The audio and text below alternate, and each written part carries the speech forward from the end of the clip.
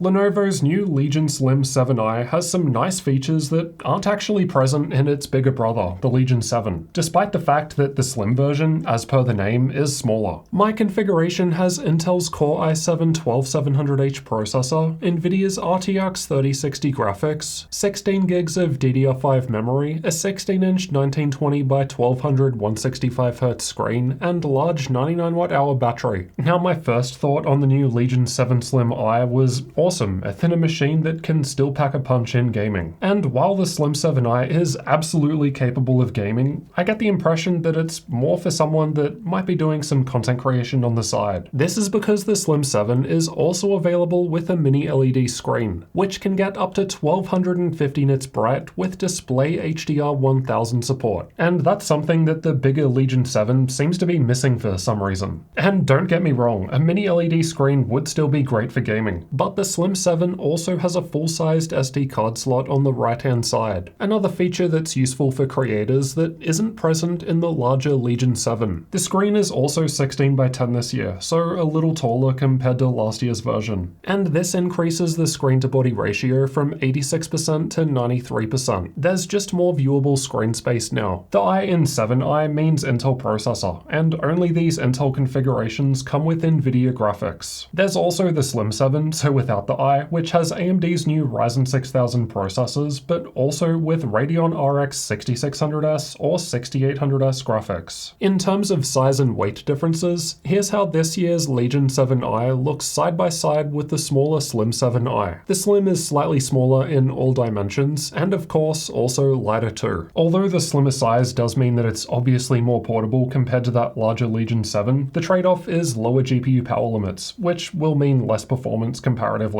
Both the RTX 3060 in this one and the higher tier RTX 3070 max out at 100 watts. And just for comparison, that higher tier Legion 7 with the 3070 goes up to 125 watts. And it also has the option of the even higher 3080 with up to 175 watts. The lower GPU power limits in the Slim could make it worth considering the 1920 by 1200 screen that mine has. You still get G-Sync, and then you're not scrambling trying to run games at the higher 2560 by 1600 resolution, which would benefit from more GPU horsepower. Lower power limits do at least mean that the Slim 7 has a smaller and lighter 230 watt power brick compared to the larger 300 watt unit found in the Legion 7. This year's Slim 7i has an aluminum magnesium metal unibody, and it feels nice and sturdy. Unlike the larger Legion 7, the only RGB lighting is in the keyboard. The Slim does not have the light bar, lighting on the lid, or vent lighting like the bigger version, so just a little toned down. Just like the larger Legion 7, there's no Corsair iQ software here either. The Slim should also get Lenovo's new Spectrum software for managing the RGB lighting, but unfortunately this early engineering sample doesn't have it installed, so I can't show it to you just yet. But make sure that you're subscribed for the upcoming full review where I can show you absolutely everything. The glass touchpad feels smooth and accurate, and I found that it was the exact same size as the larger Legion 7. However, I did find that the clicks in the Slim seemed to be a little louder.